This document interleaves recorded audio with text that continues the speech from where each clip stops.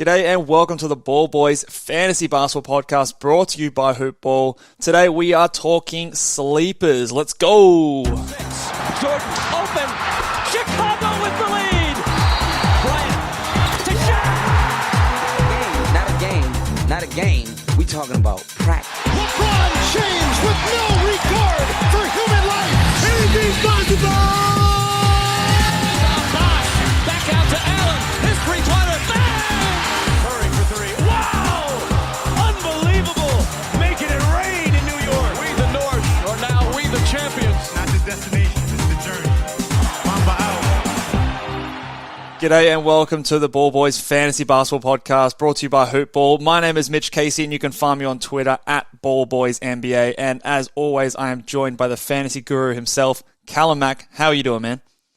I'm doing very well, Mitchy boy. How are you going in this fine day? I'm doing excellent, man. We're in the depths of fantasy preparation season. We've got sleepers coming. We're soon going to have busts and deep sleepers, all the classic good stuff that you love to see on a preseason in the NBA. So I'm keen to get right into it.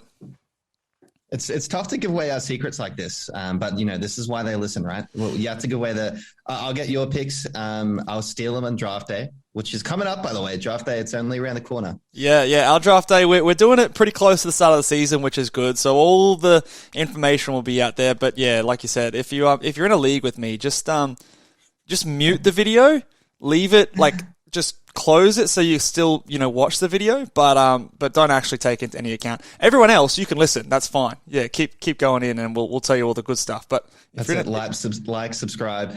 Yeah, and then put it to the side.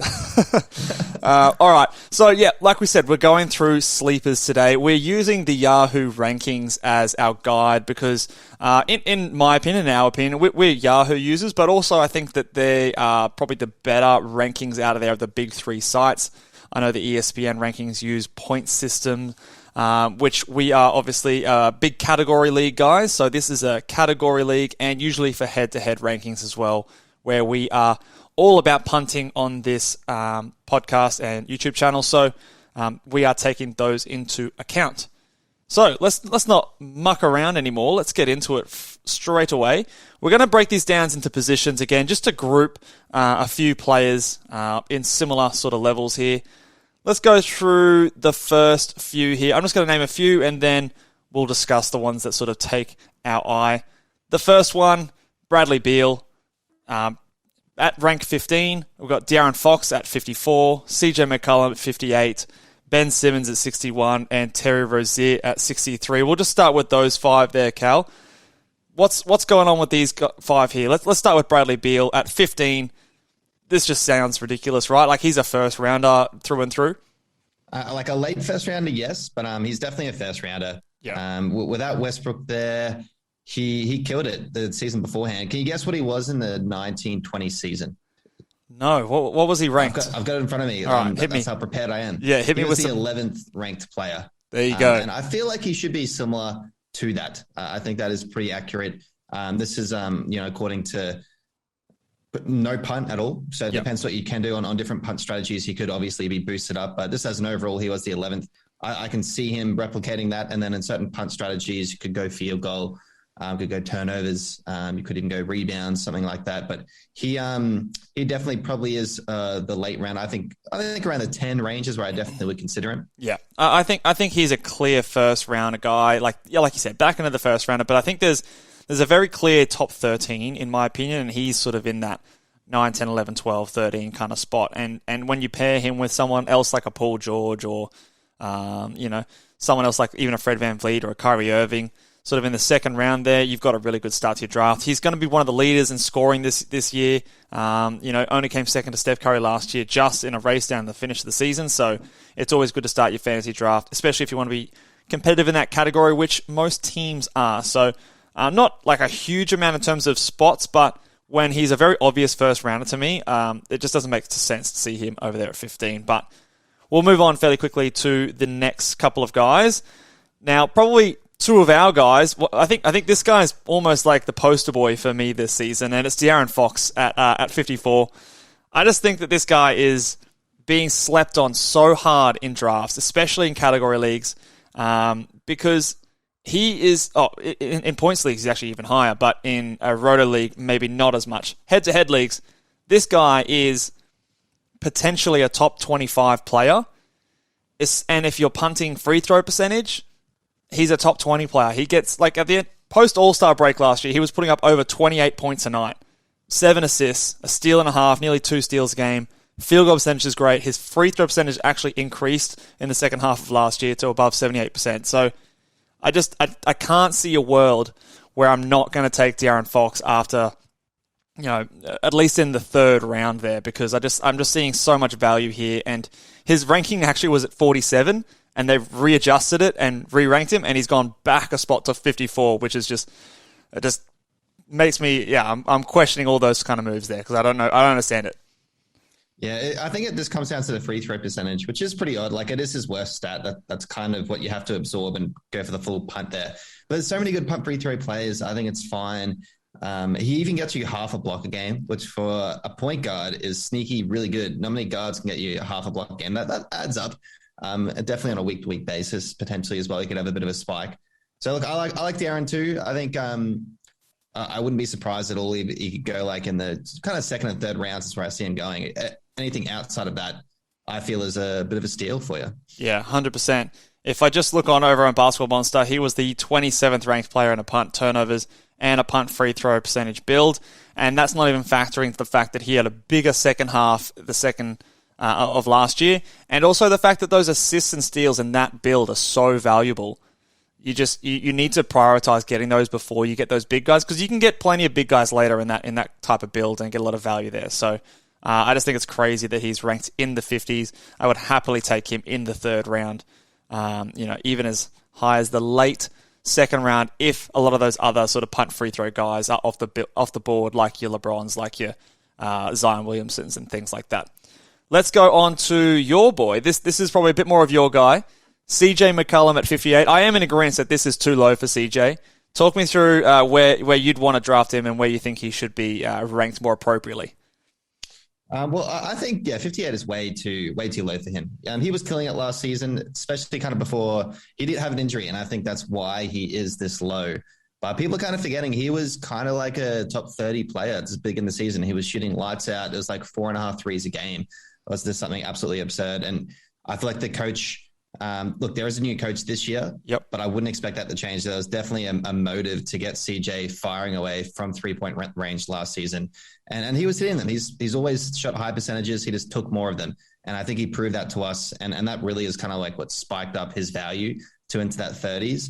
So he still gets points. He can get you pretty reasonable assists. His field goal isn't atrocious as well. Like, it can be salvageable, and free throw percentage is pretty good.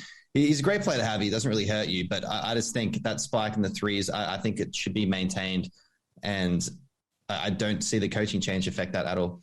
Yeah, look, it will be interesting to see how the coaching affects it. It's always, different systems, different points of emphasis.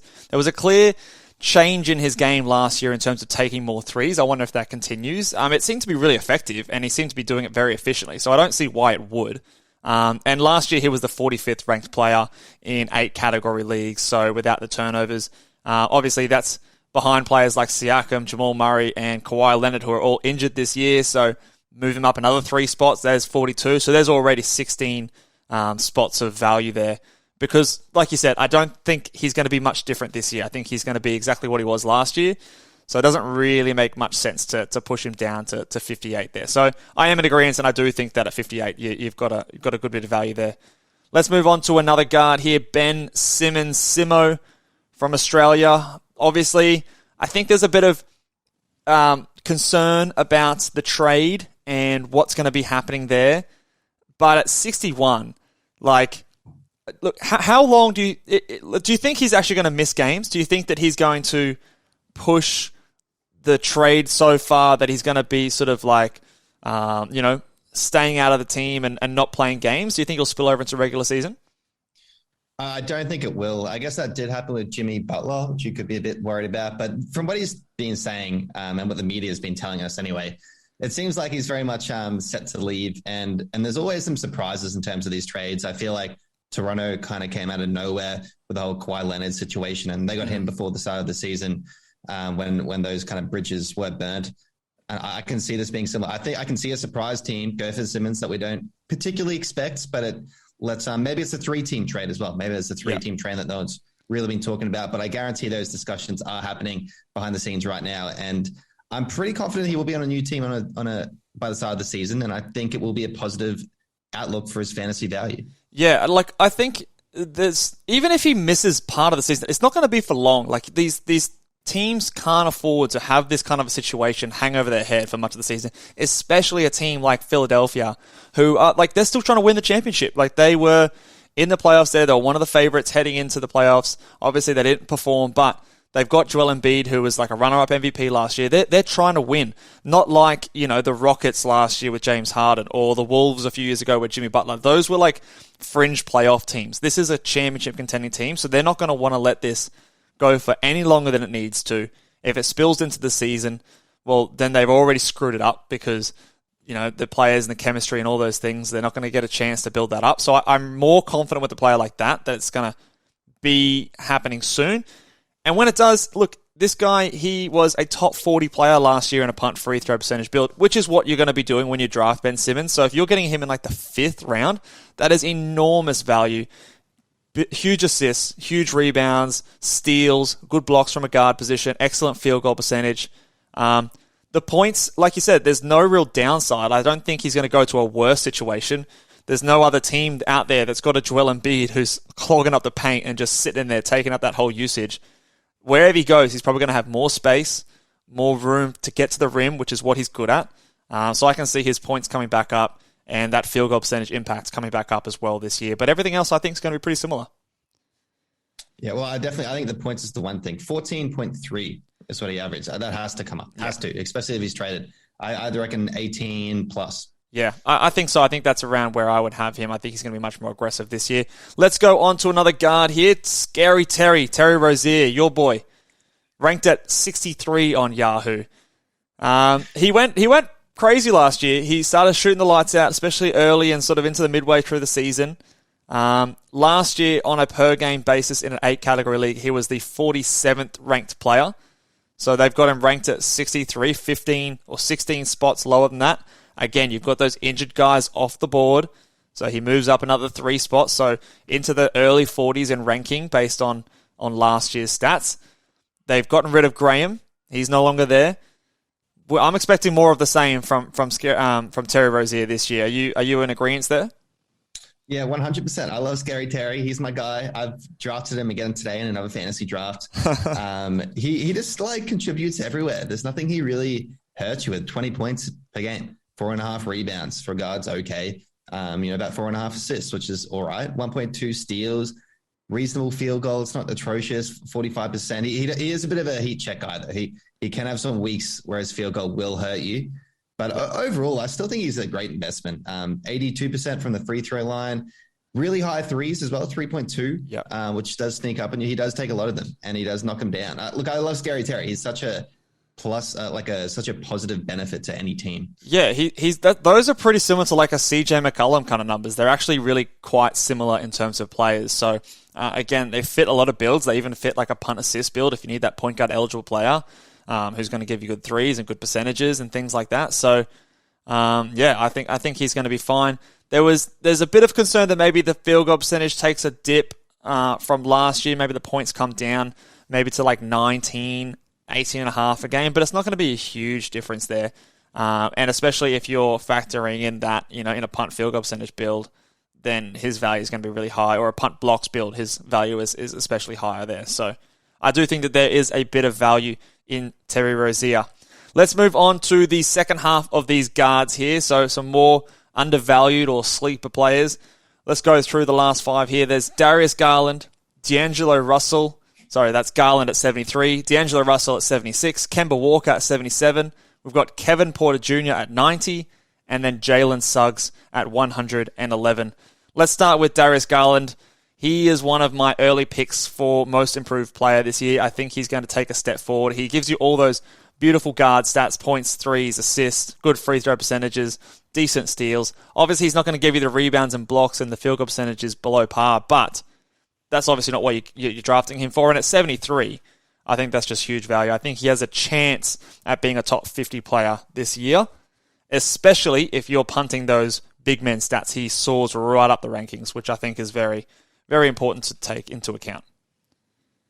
Yeah, I think he is probably a little bit on the sleeper range, but I do also see some people this kind of reaching for him on the other hand. Yeah. So look, 73, yes, sleeper. But I see a lot of people going out there and snatching him up around the 50 range. Yeah. I don't think he's that good. Let's be honest. He can't rebound the ball at all. His field goal, about 45%. It's okay. I guess that's okay for a guard. But look, the points, I will say I've got his stats now pretty much after the All-Star break. He's got about 19 points a game, 2.5 rebounds, 6.5 assists. So the assists are pretty good. 1.3 steals is pretty reasonable as well. And then the free throw percentage is actually really good at about 86%. Yeah. But that only still ranked him in around the 80, not punting anything, but around the 80 kind of range for those last 23 games. So I'm not too sure. I feel like he will take a jump. I actually saw an article today. They do the NBA execs get a bit of a survey. And the question was, who's most likely to take the biggest leap forward? Which is pretty much who's going to win most improved. It's just like reworded, really. And Darius Garland actually won that. So NBA really, okay, apparently back in this guy. I think he's got a good season in mind. But look, 73, he could end up in the 60 range if he could get his assist to 8 a game. I think that's what he has to do. Has to jump the assist to a really respectable 8 per game and score 20 points, which look is definitely achievable. Yeah, I think 100% it's there, and it's just because the reason he's down the rank is because he really is very poor in those rebounds and blocks, like 0.1 blocks per game, 2 rebounds a game. That's horrible, but that's not what you're drafting your guards for. Those things are kind of, boosters in terms of rankings, but we both know, you and I both know, Cal, that, rankings is not always the best way to go through your drafts. But I agree with you. Don't draft him at 50 because then you're ruining all the value that you're going to get. Draft him at 60 or 65 or something like that. Go like a little bit earlier than 73, and then you've got more upside there for him to grow into, especially, again, if you're punting those sort of blocks or field goal percentage or rebounds or whatever the case may be, or all three of those categories, because he is going to be very valuable in that situation. Let's move on to D'Angelo Russell at 76. A bit of a similar story to Darius Garland, with the caveat that his free throw percentage is not the best. He was the 81st ranked player last year in 8 category leagues, but obviously injuries, 42 games played last year, only put up 28.5 minutes a game, so I expect that to go up. What are your thoughts on D'Angelo Russell coming into the season?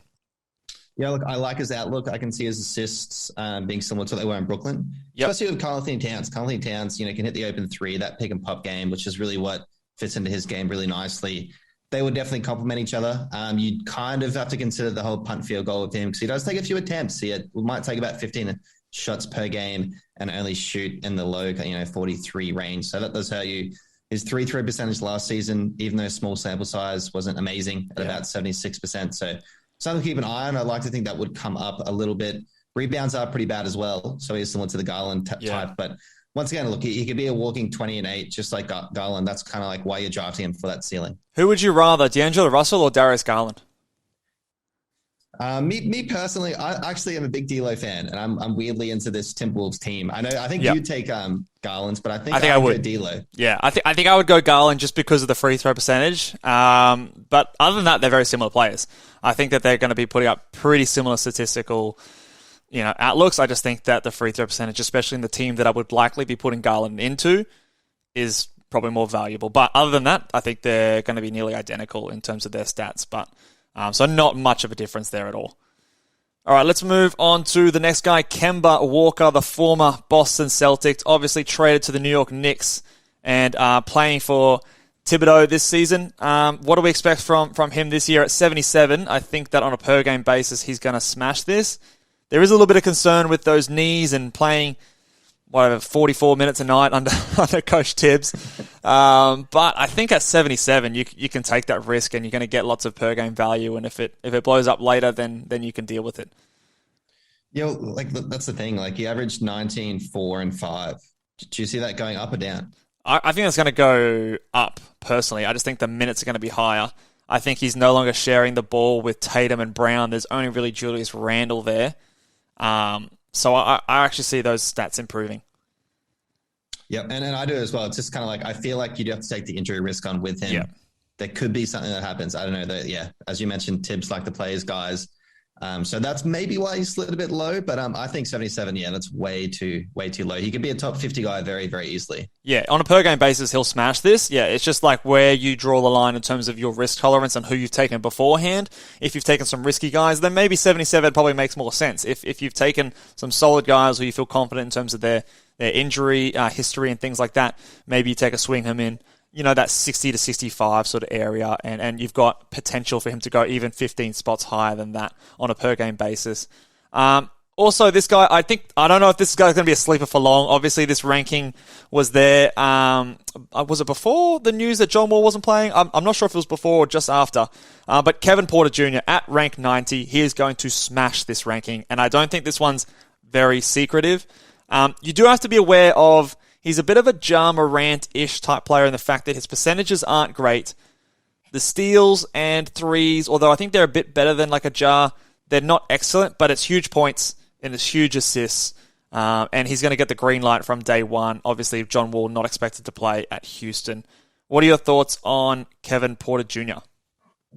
Kevin Porter Jr., I feel like, 90 is too low. He definitely is another guy who's going to put up points. He'll get you assists. It looks like he's pretty much just got the starting point guard role. Yeah. John Wall's not there. There's not many other point guards on this team, really. Yeah, exactly. So he, I guess, they just given him the keys. He averaged 6 assists per game with Houston last season when they pretty much gave him the keys once again. Only about 16 points, kind of inefficiently, about 42% from the field.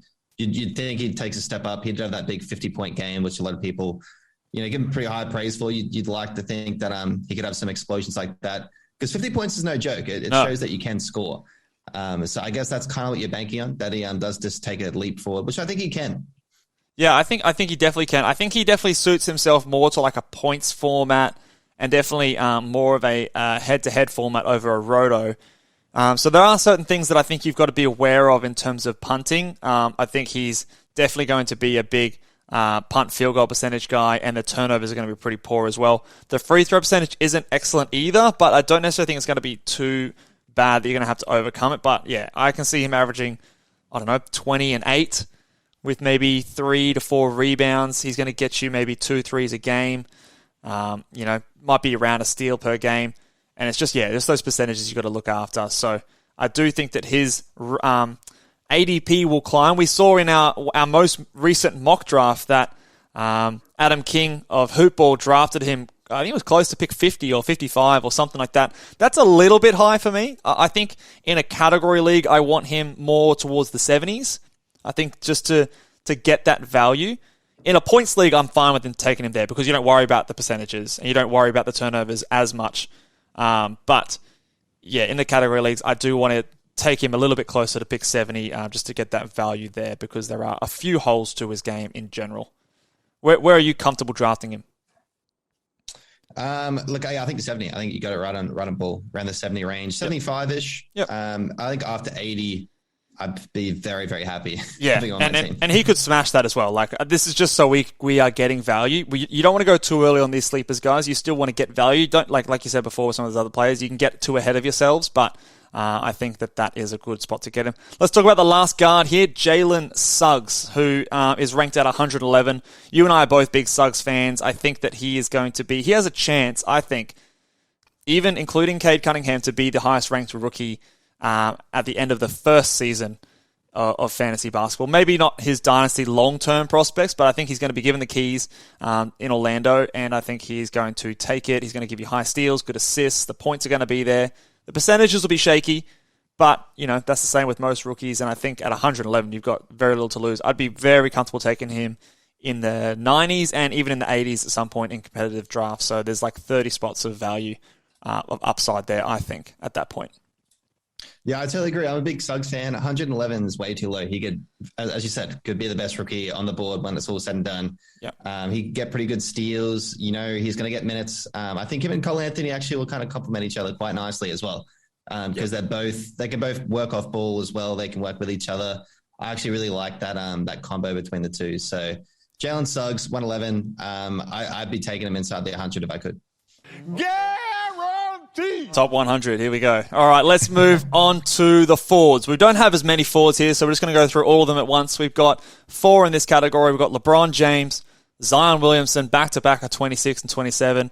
I've got Anthony Edwards because he's shooting guard, small forward eligible on Yahoo. And we've also got Jonathan Isaac at 125. Talk me through LeBron James here first. I'm probably less keen on this one than I think you are, but I do think that there is value at 26 in this one. Look, there definitely is value. LeBron is still the king. I think 26 is a bit low. Yeah, I can definitely see him going like in the high 20s, maybe even in the teens. Yeah. In a punt free throw build, he still is pretty valuable. I think that's always been his worst thing. If you can pick up like a him and Zion, throw Giannis in there as well. That's pretty good top 3 picks. That's pretty deadly. You'd be very, very happy with that. I think LeBron, like he's going to come back healthy. Yes, he's sharing the court with Westbrook, but this is still LeBron James. He's always the best player on every team. We're just forgetting that. Yeah, no, he is obviously LeBron James. I think he's a good player to pair with a Giannis, as long as you are punting those free throw categories. I would take Zion Williamson over him. I think he is the number one pairing of choice for that punt free throw build, just because his insane points and field goal percentage. I think his assists are going to go up as well for Zion. But LeBron's there as well. He's obviously going to give you more threes. So if you want to look after that category in threes, then LeBron's going to give you more than Zion. So definitely someone you could take in the late second round there if you're a Giannis owner. But I have him behind Zion, who is ranked at 27, one spot behind him there. So I think both of those guys, second round players. Zion early second round, LeBron late second round, in my opinion. Let's go on to Anthony Edwards at 54. This time last year, I don't think I was going to be saying this, but at 54, I think this is much too low. I think he's in for a big year. He's going to put up some big numbers. He did so at the end of last season. Second year. He impressed me a lot. Where do you think he should be going in drafts, Anthony Edwards? Look, I'm glad you finally come around to him. I remember when we had the pre-draft pod and I was all Anthony Edwards. I said he should go number one. Look, I'd say LaMelo. You're right. Better. You're right. But look, he's the man. I do love me some Anthony Edwards. He was the 60th ranked player in the last 32 games. So pretty much after the All-Star break, when he was getting better minutes per game, and when he kind of put it together, 23 points a game, 5 rebounds, 3.5 assists. 1.4 steals and 0.6 blocks. Defensive stats for guard. Huge counting stats. Really good. Yeah. 45% from the field. His free throw percentage wasn't great at 76. You'd like to think that does come up on 5 attempts per game. But look, I really like him. I reckon he can put it all together. He's got Karl Anthony Towns stretching the court a bit more for him because he obviously missed a fair bit of time last season. I think that should only really help, just like it did with Jimmy Butler when he was there. And then once again, D'Lo. I think D'Lo is a good point guard. He'll get him, run some plays for him. He kind of is closing games for them last season. I can see it happening again this season. Yeah, I think it's his second year. He's going to get better. I was surprised by the defensive stats that were there, the steals and the blocks, which just using his athleticism, he was able to get in the NBA. And the assists that were there, I was also surprised. I thought he was going to be a fairly empty points guy, but he proved me wrong. He hit a high volume of threes as well. Was a much better three-point shooter than I anticipated. So he's got the full package. I think the percentages will be better. I'm still watching the free throw percentage. It was subpar, and if he increases the amount of attempts, that's going to hurt even more. So you have to factor that in. I don't necessarily think he's a punt free throw guy, but it is something that I am aware of, and I don't want to pair him with too many other poor free throw percentage shooters if you are trying to look after that category. So keep that in mind. But yeah, I think at 54, you could quite easily... He potentially could be a top 30 player at the end of the season. I'm obviously not taking him there. If I can get him in the 40s, like towards the end of the 40s there, I think I've got a good pick there, and I've got some big upside that I think I can capitalize on. Let's talk about someone a fair bit further back, Jonathan Isaac at 125. Obviously, you've got you're coming off the ACL. His ACL was done a fair while ago in the bubble, so he's had a fair bit of time to recover. At 125, this is the range that if you take an injured player, you're not losing out on much value here. So, and he could be a top 50 player per game. So at 125, yeah, sign me up, and I'll take that risk all day long at that point. What are your thoughts on Jonathan Isaac for the Orlando? Look, 125 is way too low. Look, I understand that the risk is there for injury. But like anything, like even if you get him just inside the 100, I'd be pretty happy. This is like a bit of a flyer. There's so much value to gain there. I'm looking at his 1920 season. Apparently he was ranked 17. I'm looking at it now. I'm surprised just by looking at it, but that's just because he had 1.6 steals per game and 2.3 blocks a game. Huge. Phenomenal. So good. While also, 47% from the field, 12 points. Like nothing else really shined at you, like those counting stats on the defensive end, but they really do matter. Yeah, they're massive. And the fact that he was doing that when he had Aaron Gordon there, he had Vucevic there. Those players are gone now, and I think he is, along with Jalen Suggs, the two guys that I think have the highest upside on their team, and the two guys that they're going to be prioritizing building around, because I just think he's a very special talent. The risk of that is that they're going to be super cautious with him, and they're probably going to maybe rest him on back-to-backs and things like that, because he's a big body. He's had a few injuries early on in his career. ACLs, nothing to joke around with. So be aware that he probably will sit those back-to-backs, but at 125, I'd be very happy drafting him in the 80s and 90s and still be getting some good value there. Just making sure that I'm not drafting too many of those injury-risky players. All right, let's move on to the last positions here for sleepers. We've got some centers, 3 centers that we want to go through here. The first one at 46 is Clint Capella. We've got Yusuf Nurkic at 59. And I still think Isaiah Stewart has a little bit of value at 67, although he has come in from where he used to be ranked at 120 at the start when Yahoo first opened. But let's first talk about Clint Capella at 46. You're smashing this value, especially if you punt in free throw percentage. Not too much more to add from this. I think we've talked a bit about Clint Capella in the past, but at 46, that's just ridiculous. Hey, Cal. Yeah, it's pretty crazy. He's the 4th ranked player in punt free throw percentage. 4th. And that's because he... that's what I'm looking at right now. Yeah. I don't know. You can stat check me, but no, you're right. Best. And that's because he leads the league in rebounding. He will be just as good this season. 2 blocks a game, almost 60% from the field. Phenomenal stats. Yeah. And to pick it up that late, it's awesome. So he really should be a 3rd round pick at the latest in my mind. Yeah, I think, and I've been beating this drum the whole time because there seems to be, I don't know, Rudy Gobert seems to be going in 2nd and 3rd rounds, and then you've got Clint Capella falling into 4th, 5th rounds. And to me, that the players are so similar in terms of what they give you. Yes, Gobert gives you marginally more blocks, but that could easily come down a little bit. And at that point, you're losing.